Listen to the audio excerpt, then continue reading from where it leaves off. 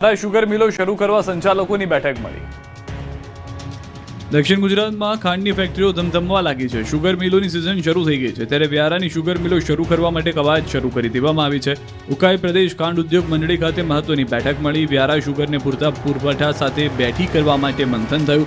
પોતાના કાર્ય વિસ્તાર બહારથી શેરડી નહીં લઈ જવાના પરિપત્રનો ત્વરિત અમલ કરવા માંગ કરાઈ છે, ત્યારે વ્યારા શુગર દ્વારા પરિપત્રની માંગ કરાતા હવે ફરી શુગર મિલોના સંચાલકોમાં વિવાદ સર્જાવાના એંધાણ ફરી રહ્યા છે। આજ હાલ પાટણના મેલુષણ ગામના છે, જ્યાં પણ યુરિયા ખાતર માટે લાગી છે લાંબી લાઈનો।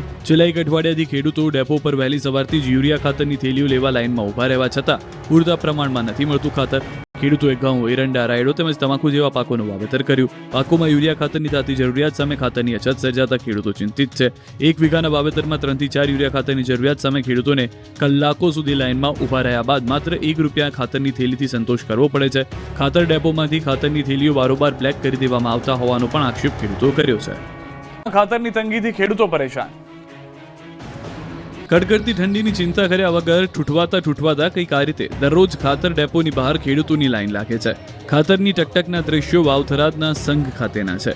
એક તરફ ખેડૂતોએ શિયાળુ પાકનું વાવેતર કરી દીધું છે, રાયડો, ઘઉં સહિતના પાકનું વાવેતર કર્યું। હવે પાકને ખાતરની જરૂર છે, ત્યારે ખેડૂતો હોંશે તાલુકા સંઘ ગોડાઉન ખાતે ખાતર લેવા તો પહોંચે છે, પરંતુ અહીં પહોંચ્યા બાદ એક થેલી પણ ખાતર નહીં મળતા લીલા મોઢે પરત ફરવું પડી રહ્યું છે।